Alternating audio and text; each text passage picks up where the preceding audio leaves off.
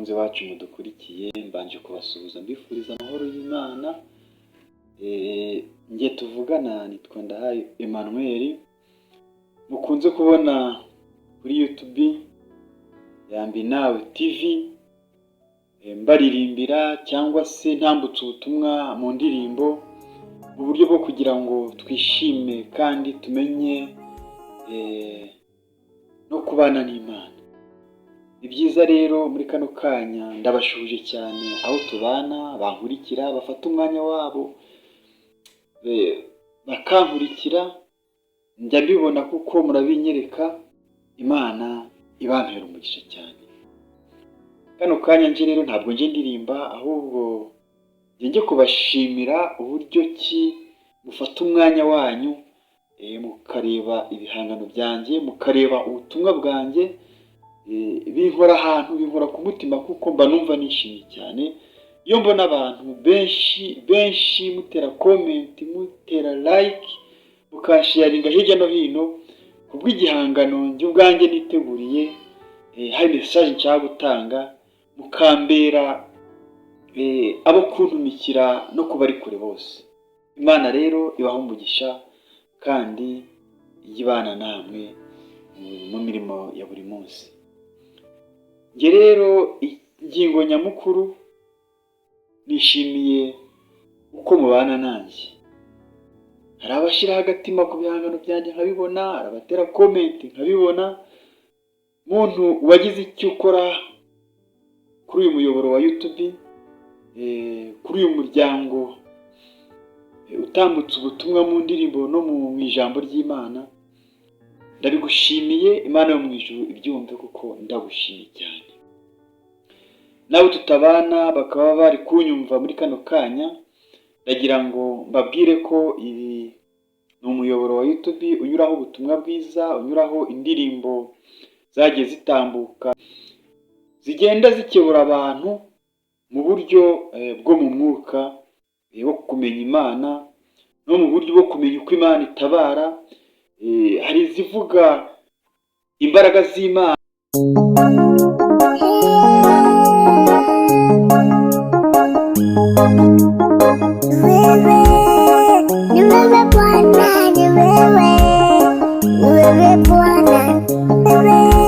hakuna kama wewe, ivuga ibyaremwe Imana yaremye.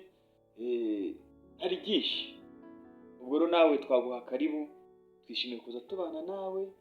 Icyo tugusaba ni ugukora subscribe nawe ukinjira muri uyu muryango, kugira ngo ibitegurwa hano ujye uba wa mbere wo kubibona, kugira ngo ubisangize n'abandi mu gihe byageze aho bigukura naho bikuganisha.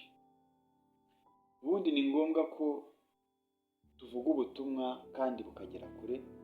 Ntabwo ibi mbirimo kugira ngo nirate ko nzi kubyina, ntabwo mbirimo kugira ngo nirate ko nzi kuzamura ijwi neza, kuko njye ubwanjye hari ababindushya. Igikuru, intego ya mukuru ni uguhindura abantu baba bari mu bwigunge, baba bari mu munezero,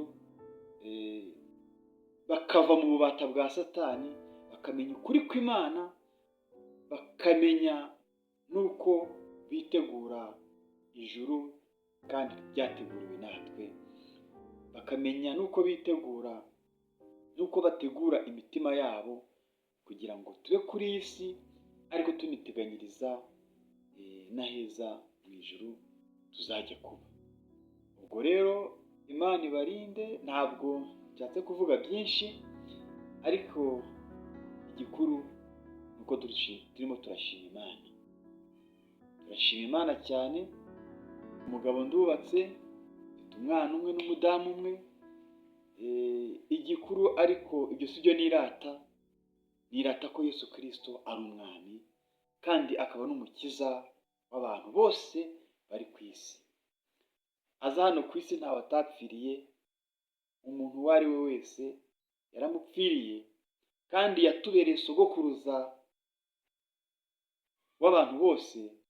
Agiye no gupfa yaravuze ati, mbasigiye umwuka wera, kandi uyu mwuka wera mbahaye si nk'uw'ab'isi batanga.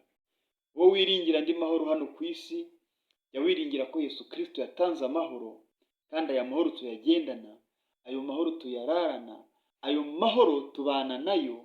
Ni byiza rero ko tugomba kunezeranwa n'Imana, tukishimana nawe, ariko tukamenya ko n'iyi si turimo atari iyacu, tukagira uko twitegura, tukagira uko tweza imitima yacu, kugira umunsi Yesu Kristo yagarutse tuzabane nawe akaramata.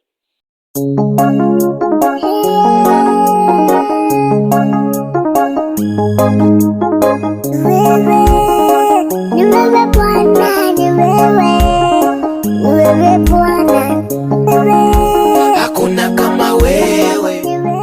Soreje aha rero, bakunzi banjye, bantu banjye, ndagira ngo uko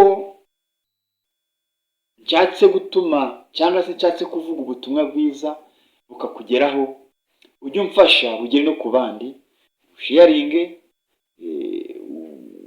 komenti uyinyereke, kuko nanjye biranshimisha iyo mbonye wabikoze. Ibyo byose kandi mukora byose mba mbibona, niyo mpamvu mubona bamwe mbandikira message nkabashimira. Rwose mujye muba update yo kugira ngo mwumve ibimva mu kanwa cyangwa se ibimva ku mutima, kugira ngo, kuko iba ari ibyo guhumuriza abantu, iba ari ibyo gufasha abantu mu buzima bwabo bwa buri munsi mu gihe tukiri hano ku isi. Nasoza rero n'ubundi mbashimira, kugira ngo Imana ibakomeze mu mirimo yanyu, Imana ibakomeze mu byo mukora, Imana ibakomeze, uryame usinziye, Imana ibane nawe mu bintu byose, aho wumva ari ngombwa, Imana ikurinde. Urakoze.